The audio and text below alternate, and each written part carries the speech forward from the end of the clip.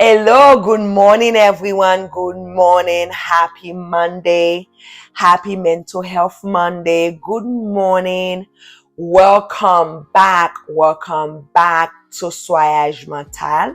Welcome back for another week and another day to continue talking about what's impacting our children's mental health. Like I say, you guys, I am going to stay for the rest of the year under children's mental health, where I'm going to bring different type of topic, different type of things that can impact in our children's mental health. And this is it. I know we are in October. We have 2 more months to continue talking about children's mental health.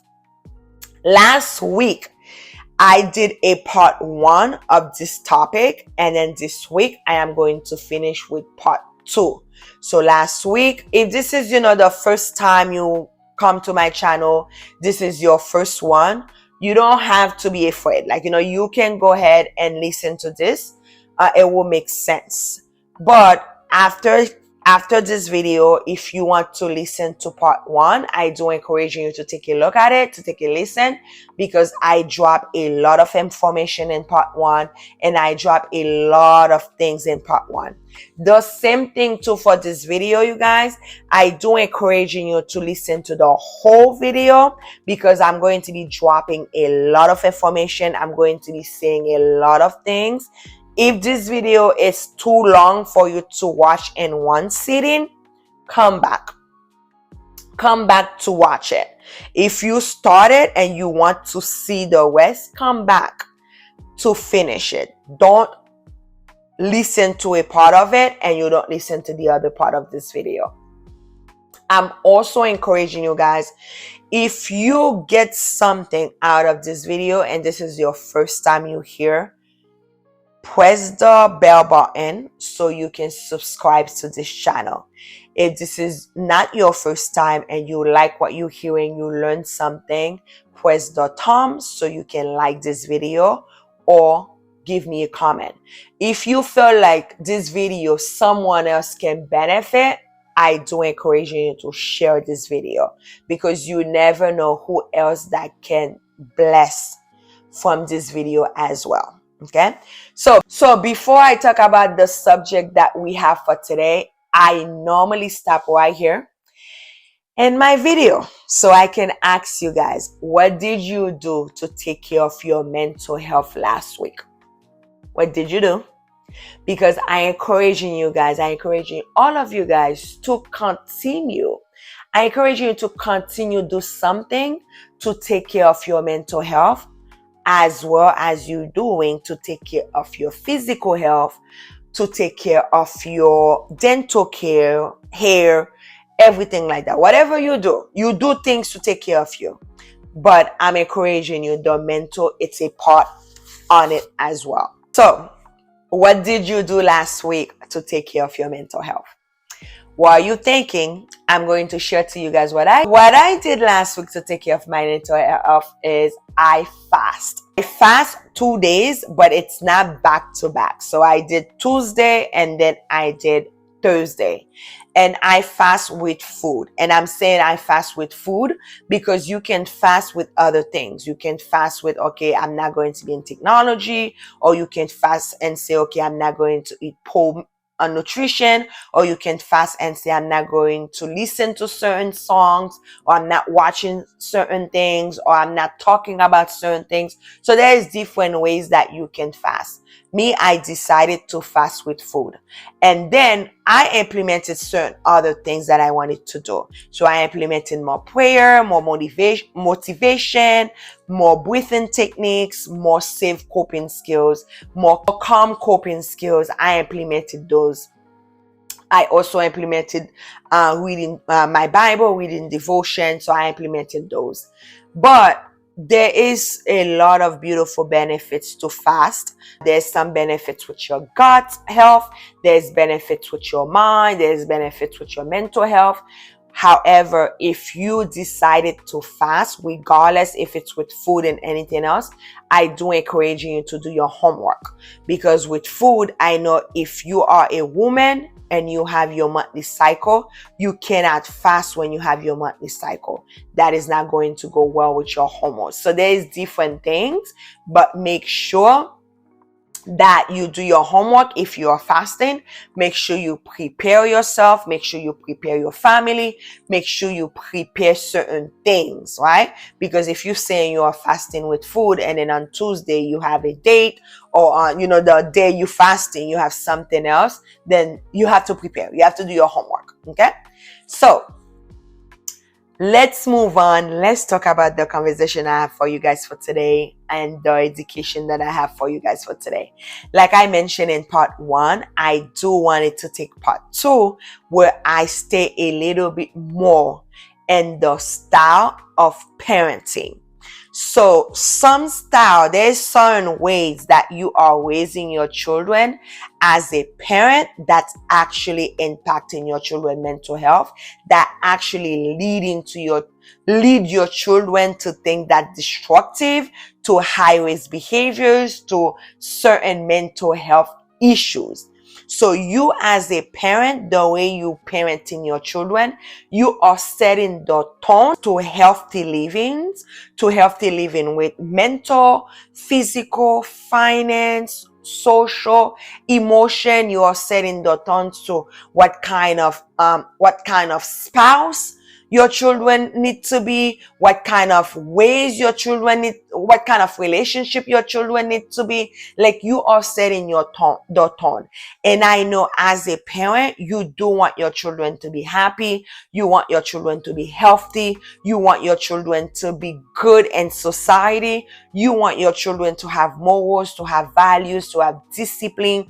You want your children to do well in this world. But sometimes we are not parenting consciously. Sometimes we are not parenting with wisdom. Sometimes we are not parenting because we do not know what to do. So that's why I'm deciding to do this video and to have this conversation, so you guys can be aware. One of the parenting style that there is, it's called authoritarian parenting. So that parent, they have the idea that I'm the boss in my house. In my household, I'm the king and I'm the queen in my household. In my household, I'm the one who set the rules. In my household, there's punishment. So this parent have high expectation of their children, but there's low warmth. I say no love. Those are the parents that say tough love. Okay? That parents they set strict rules with they don't need the children to talk with no reason, because I say so. There is very high expectation in school, high expectation of how you behaving. That type of parents wanted their children to be very obedient. That is actually their goal. Their goal is for that child to obey and behave well.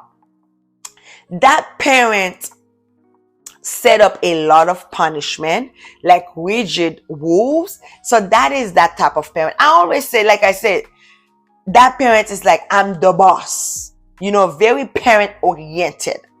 So very strict parent, very strong parent, right? Very parent that's like hard, that's like harsh. Okay, I don't know. Is any of you guys know that type of parent? Do you know someone that's like that? Very strict parent. For example, this parent, it's a parent, like, let's say if they find out their child have a bad grade. They don't even ask that child, why did you have a bad grade? What happened? What's going on? They say, okay, when you get home, I'm going to punish you by taking all your toys, by taking TV out for a month. All I need you to be doing is study, go to school, maybe go to church, but that's what I want you to do. And that parent is also controlling. They're controlling of everything. They're control of who that kids can be friends with. where is that kids can go, where the children can do. They are the one who's in charge in the home. That they do not open door or room for that kids to have an opinion, or for that kids, like, like, that's the parent that said, don't look at me. If they tell that kids to jump, that kids need to jump.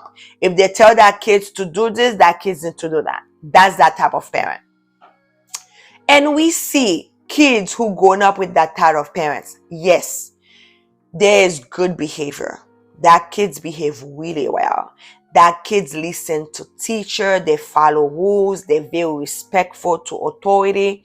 They have great work ethics. And I'm saying great. It's not really great, but like, they work hard. I should change it with that. They work hard. They work hard in school.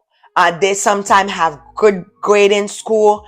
But sometimes we see good grades doesn't mean great academic. So it's like they will have A's and B's, but they might not understand the class. They will do what they're supposed to do. At the same time, that kid can be a people pleaser. That kid might be very aggressive.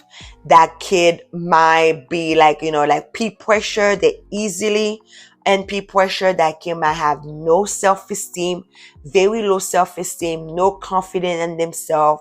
Their emotion, they might not know how to express themselves. They might not know who they are.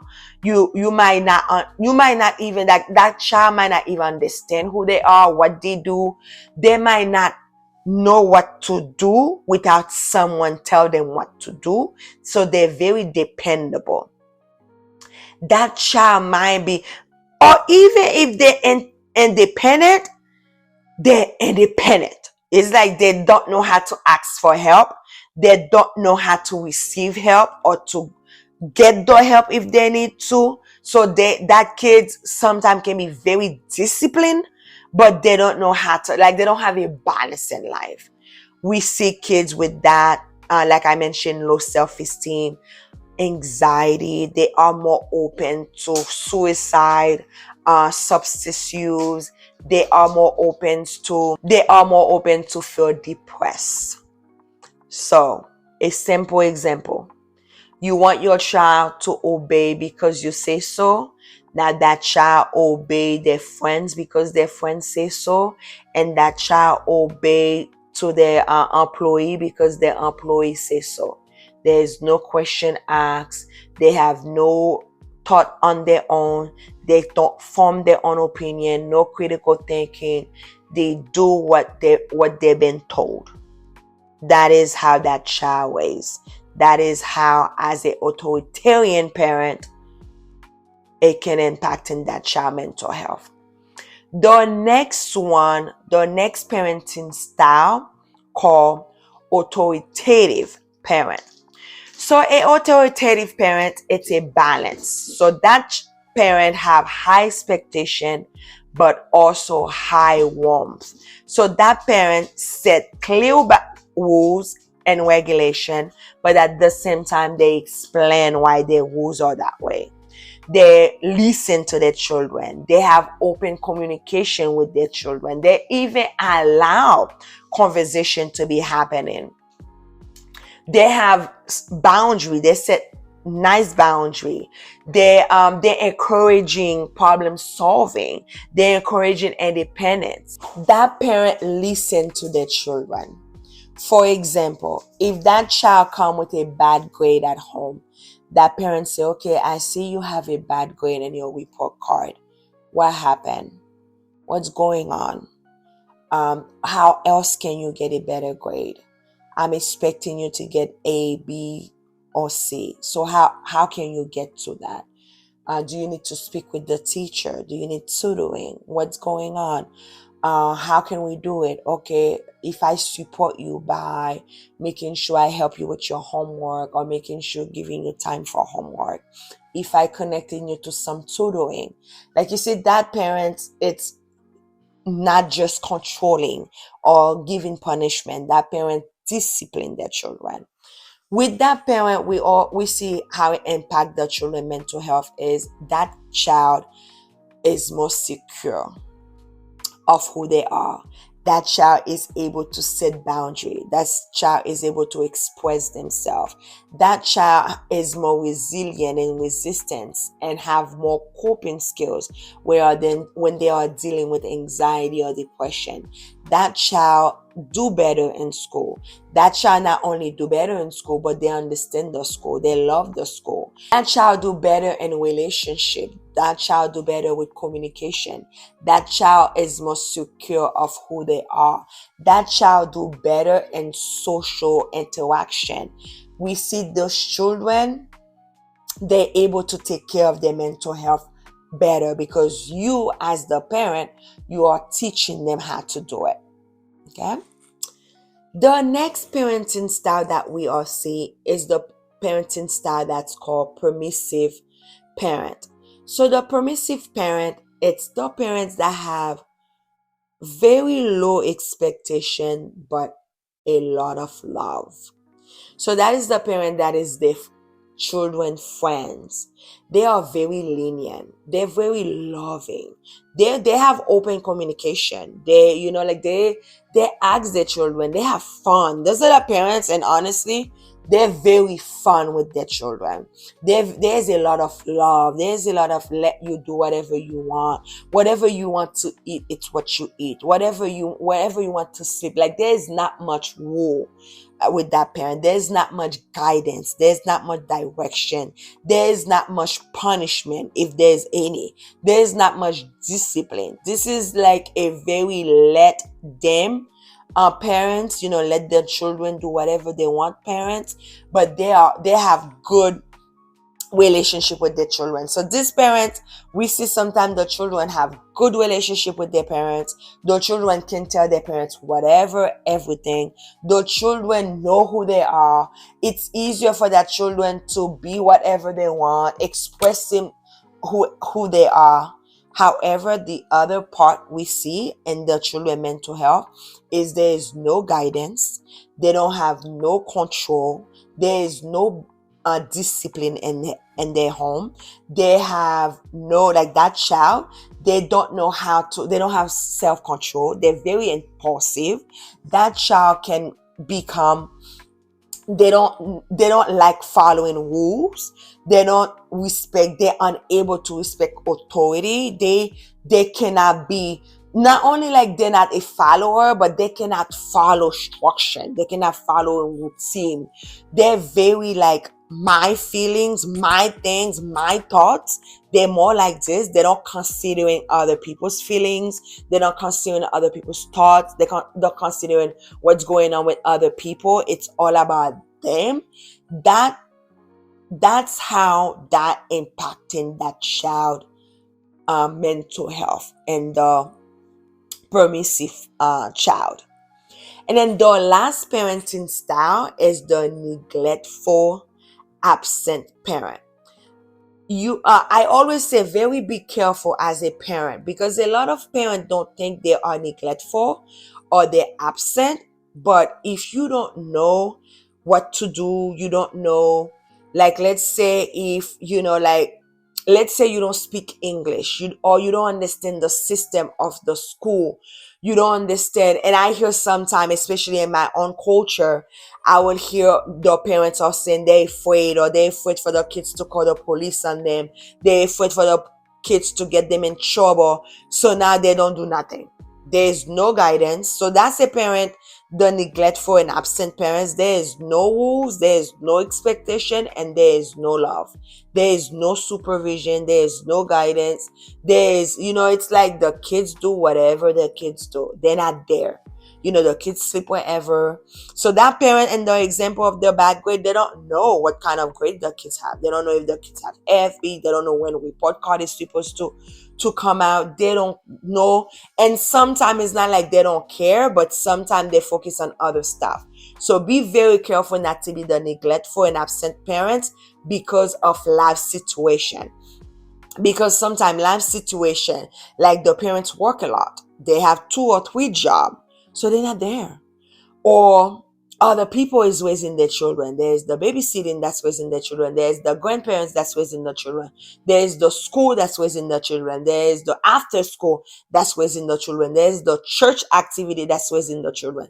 Then they become absent. They're not there. They're not present. Okay? And if you are a parent, you think your children don't need you, I am so sorry. I am so sorry that the world, your own mental illness, your own lack of mental health, make you believe that your children do not need you. Because I'm here to tell you, your children need you. A child, it's not here without a mom. A child is not here without a father. So the child need both their mom and the father. And then I get it. There's certain situation that put the child to only have their mom.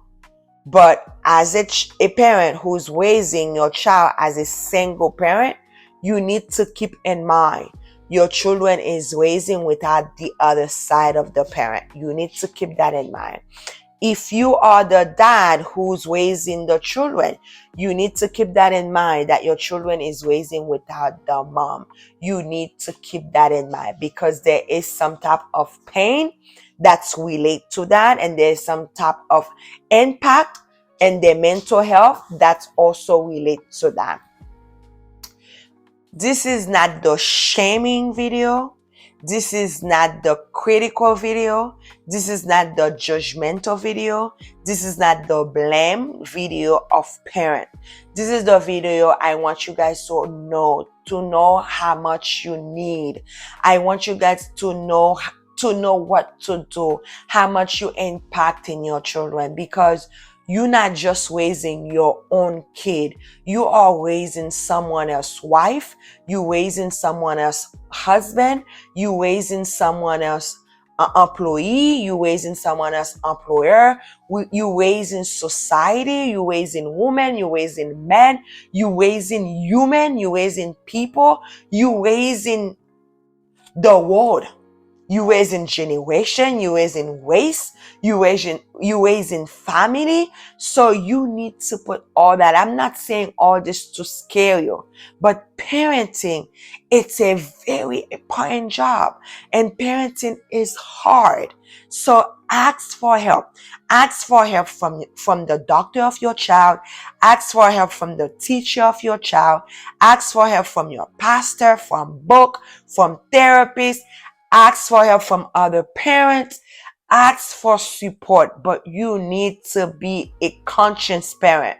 You need to be a parent with wisdom, with patience, with kindness.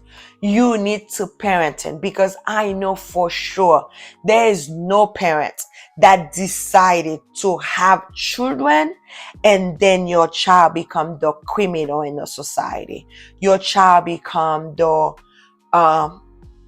what other stuff? Your child become the wife beater. Your child become the abuser. Your child become the persons that's hurting people on earth. Your child become, your child doesn't become. Your child just stay home. Your child, you creep. Like, I know you as the parent, you don't want that for your children. You do not want that for your children. And I know sometimes you as a parent, you might raise your kids, you parenting right, and your child decided to do the wrong thing. But to you as a parent in good faith, at least you did your job. At least you did the right thing. In good faith, you did the right thing. Is the kid that decided to do the wrong thing, and that's okay. If you did your job right, that's okay. And yes, I'm not asking you to be a perfect parent, because there's no such thing. I was talking to my best friend the other day. She's like, which parenting style that doesn't lead the kids to therapy? Sadly enough, every parenting style will lead your children to therapy, but it will not be because from certain other stuff. It will not be because they are addicted. It will not be because they are beating up people. They are criminal. It will not be because for those hard things. It will not be because they have HIV, like they got, it will not be because of that. It will be because of other stuff. And I would say maybe because of things that's not so harsh, right? And also, just like I'm saying this, yes, you can be the parent who didn't parent in your child well, and then that child decided to be a healthy human being. And that happened too. Yes, your child do have will. Your child do have choice. They can be whatever they want it to be. So that happened too, right? And if you are listening to me, you are the parent who already have children and you feel like I didn't raise them well, I didn't parent them well. There is repair. You can always go back and ask for forgiveness. You can always repair what you did. And you can repair until your eye close, until your heart stop beating. You can still repair. It's never too late as a parent to repair. Yes, I know I say it's too late as a parent to parent, because sometime after 18 that kids have their own want, need, and everything else, it might be too late as a parent to parent, but it might not be too late as a parent to repair.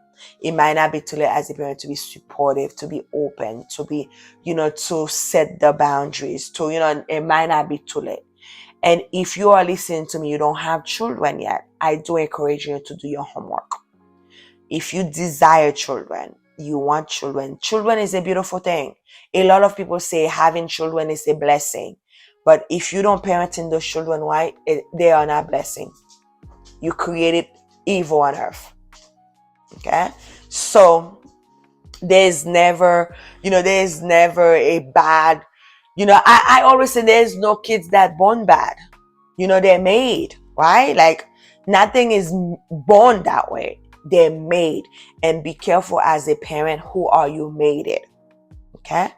And if you are a parent that you are parenting right now and you're realizing, okay, I am the authoritarian parent, or I am the neglectful, absent parent, or I'm the permissive parent, I'm telling you, there's tools. There is support. There's different things where you can switch that. It's never too late. You can start setting that boundary. You can start talking and asking. The children will be like, what's wrong with my mom? Like, why is she acting that way? But they will thank you later. Okay? So like I said, this is not the video to shame you guys, but I want to say a big thank you to all the parents that decided to have children, because I know it's not an easy thing to do. Thank you, all of you guys, for all you do. Thank you for raising society. Thank you for raising good human being. I want to thank all of you guys as parents. This is where we're going to end our video for today, and we are going to read our dose of self-care for today. So for today, our dose of self-care say, your determination knows no bound. Your determination knows no bound. When I read this, something that come to my mind, it's something that my father taught me. My father told me, I might not be the smarter person in the room. I might not be the smarter person at school. I might not be the smarter person at work. I might not be the smarter person in my friends group. But with faith and dedication, I can become whatever I want to become. All I need is faith that I believe of it, and then I put on the work. I put on the determination. I put on the dedication. So yes, your children are listening to you. Have a great Monday, you guys. Have a great weekend, and I'll see you guys next week. Bye-bye.